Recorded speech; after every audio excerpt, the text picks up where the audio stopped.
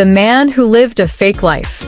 Imagine sharing dinners, conversations, and trust with someone for years, only to discover that not a single detail about who they are is real. Their name, their history, their success, all carefully manufactured. This is not fiction. This is the true story of Christian Gerhartsreiter, a man who lived one of the most elaborate false lives in modern American history. For decades, he moved through elite circles under borrowed identities. He convinced people he was powerful, educated, and untouchable. And for a long time, it worked. Christian Gerhartsreiter was born in Germany in 1961. There was nothing remarkable about his early life. No inherited fortune. No prestigious education. No famous family. When he moved to the United States in the late 1970s, he arrived as an ordinary immigrant. But very quickly, he began shedding his real identity. Over the years, he adopted multiple aliases. He presented himself as a British aristocrat, a film producer, a financial executive.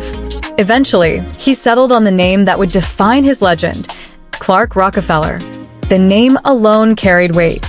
The Rockefeller family is one of the most powerful and recognizable dynasties in American history.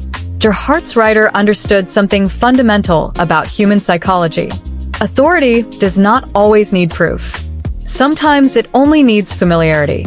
Psychologists describe this tactic as impression construction.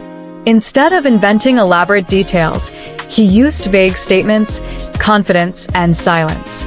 When people asked questions, he implied exclusivity. Powerful families value privacy.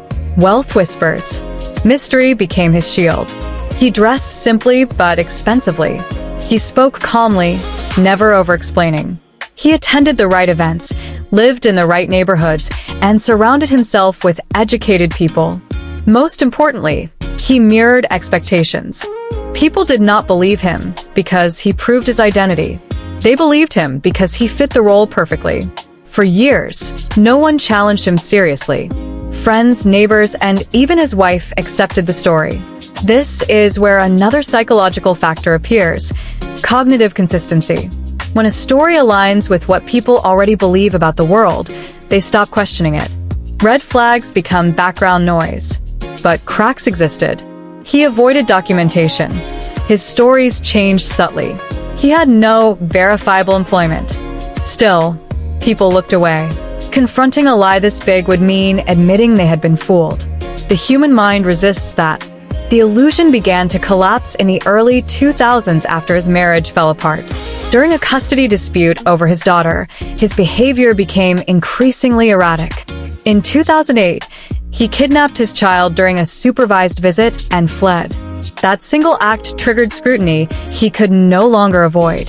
When authorities investigated, they uncovered something far darker than fraud. Christian Gerhartsreiter was linked to the disappearance of a man named Jonathan Sohus, who vanished in California in the mid-1980s. Gerhartsreiter had been living on Sohus's property at the time. Human remains later found were identified as Sohus. Evidence suggested Gerhartsreiter was responsible. The polished identity collapsed instantly. The refined Rockefeller persona dissolved into a trail of lies, manipulation, and violence.